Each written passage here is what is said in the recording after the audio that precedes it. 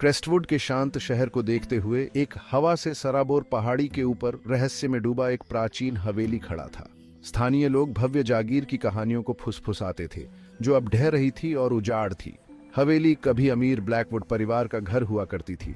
उनकी हंसी उसके हॉल में गूंजती थी। एक तूफानी रात को ब्लैकवुड्स पर त्रासदी आ गई। कुलपति एडवर्ड ब्लैकवुड रहस्यमय परिस्थितियों में मृत पाए गए थे। बेईमानी से खेलने और काले रहस्यों की फुसफुसाहट पूरे शहर में फैल गई। कुछ लोगों ने दावा किया कि एडवर्ड ने एक शक्तिशाली आत्मा को नाराज कर दिया था, एक तामसिक इकाई जो अब हवेली की दीवारों के भीतर फंस गई थी। ब्लैकवुड परिवार ने अपना घर छोड़ दिया, जो उन ड्रेडनक घटनाओं को सहन नहीं कर सके जो उन्हें पीड़ित करती थी। साल दशकों में बदल गए। हवेली जीर्ण शीर्ण हो गई। उसका एक समय का चमकीला अग्रभाग अब छाया और ऊंचे बेलों से ढका हुआ था। फिर भी कहानियां बनी रहीं। पहाड़ी पर बनी हवेली ब्लैकवुड त्रासदी की एक गोस्ट सिया याद बन गई। यह उन अनदेखी ताकतों के प्रमाण के रूप में खड़ा था जो छाया में दुबकी हुई थी। कुछ लोगों ने फुसफुसाते हुए कहा कि एडवर्ड ब्लैकवुड अभी भी हॉल में चलते हैं। उनकी पीड़ित आत्मा को शांति नहीं मिल पा रही है। हवेली परित्यक्त रही, शहर को देखती हुई एक द्रुतशीतन गोस्ट। यह एक ऐसी जगह थी जहां भय और जिज्ञासा का टकराव होता था। कुछ लोगों ने संपत्ति के पास जाने की हिम्मत की, अपने शापित हॉल के अंदर कदम रखने दें। क्रेस्टवुड की प्रेतवाधित हवेली एक मूक प्रहरी के रूप में खड़ी थी, जो हमेशा अपने रहस्यमय और दुखद अतीत से बंधी हुई थी। अमित ने कहानियों का उपहास किया। वह विज्ञान और तर्क का युवा था। भूत और स्पिरिटें एक अतिस्क्रिय कल्पना की उपज से ज्यादा कुछ नहीं थी। कम से कम यही वह मानता था। गर्मी की एक उमस भरी रात में अमित ने खुद को अपने दोस्तों के साथ उनके सामान्य अड्डे बूढ़ी श्रीमती गुप्ता की चाय की दुकान पर पाया। चाय की मीठी सुगंध ने हवा को भर दिया, क्योंकि उन्होंने कहानियों और चुटकुलों की अदला बदली की। बातचीत अनिवार्य रूप से पहाड़ी पर स्थित प्रेतवाधित हवेली में बदल गई।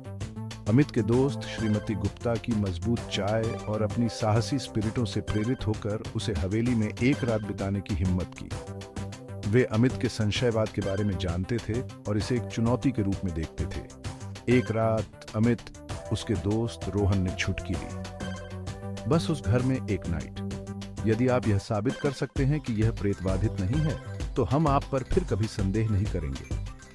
अमित ये हेजिटेशन, उसका सामान्य आत्मविश्वास थोड़ा डगमगा गया। वह अपने दोस्तों को यह नहीं सोचने दे सकता था कि वह डरा हुआ है, भले ही हवेली के बारे में सोचकर उसकी रीढ़ की हड्डी में कंपी आ गई हो। एक कंधे के साथ कि उसे उम्मीद थी कि उसकी बेचैनी का मुखौटा होगा, अमित ने हिम्मत स्वीकार कर ली। ठीक है, उसने घोषणा की। उदासीन ध्वनि करने की कोशिश कर रहा है। एक नाइट, लेकिन अगर आप हवेली से चीख पुकार सुने तो मेरे पास रोते हुए मत आना। यह सिर्फ मैं हंस रहा हूं कि यह हिम्मत कितनी हास्यास्पद है। उसके दोस्तों ने मनोरंजक नजरों का आदान प्रदान किया। वे अमित को उसके एहसास से बेहतर जानते थे। हिम्मत तय हो गई थी। जैसे ही शाम ढली, क्रेस्टवुड पर छाया पड़ गई। पूरे शहर में लंबी परछाई पड़ गई। अमित खुद को पहाड़ी की तलहटी में पाया। हवेली उसके ऊपर मंडरा रही थी। उसका सिलहूट शाम के आकाश के खिलाफ था। वह जितना करीब आया, वह उतना ही भव्य लग रहा था। हवा वेटी हो गई, लगभग एक अस्पष्ट भय के साथ घनी हो गई। एक गहरी सांस लेते हुए अमित ने जंग लगे लोहे के गेट को धक्का दिया और मैदान पर कदम रखा। हवेली की ओर जाने वाला रास्ता मातम से ऊंचा हो गया था और गिरी हुई शाखाओं से अट्टे पड़े थे। उसके द्वारा उठाया गया प्रत्येक कदम अंडरग्राउंड में अनदेखी जीवों की सरसराहट के साथ था। सामने का दरवाजा एक कराह के साथ खुला, मानो वर्षों से बिना किसी बाधा के विरोध कर रहा हो। अंदर की हवा बांसी और ठंडी थी। सड़न की गंध और कुछ अस्पष्ट रूप से परेशान करने वाली थी। अमित ने अपनी गर्दन के पिछले हिस्से पर चुभन को नजरअंदाज करने की कोशिश करते हुए एक गहरी सांस ली। बस एक पुराना घर, वह खुद से बड़बड़ाया। उसकी आवाज सन्नाटे में गूंज रही थी। एक टॉर्च और स्वस्थ संशयवाद से लैस अमित ने तलाश शुरू की। हवेली अंधेरे हॉल्सवे और धूल भरे कमरों की एक भूल भुलैया थी। हर सतह पर कोबवेब चिपके हुए थे और हवा भूली हुई यादों के भार से भरी हुई थी।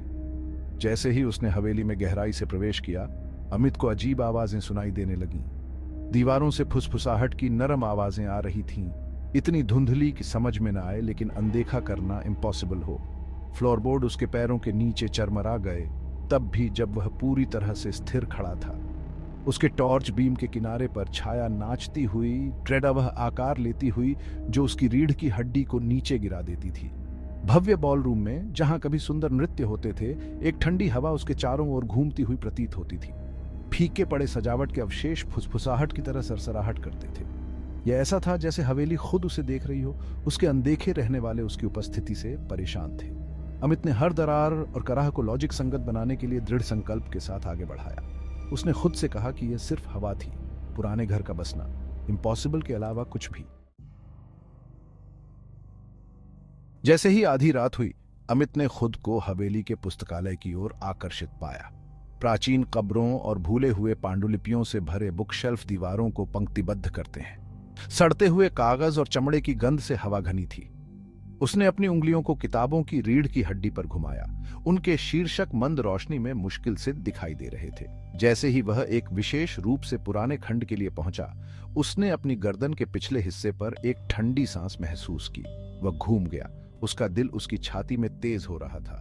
पुस्तकालय खाली था। देखे जाने की भावना को झटकते हुए अमित ने शेल्फ से किताब खींची। ऐसा करते ही एक छोटा चांदी का लॉकेट उसके पन्नों से फिसल गया और फर्श पर गिर गया। वह उसे लेने के लिए नीचे झुक गया। उसकी उंगलियां उसकी ठंडी सतह के खिलाफ ब्रश कर रही थीं। लॉकेट को एक नाजुक फ्लोरल पैटर्न और एक शब्द के साथ उकेरा गया था, एलिनर।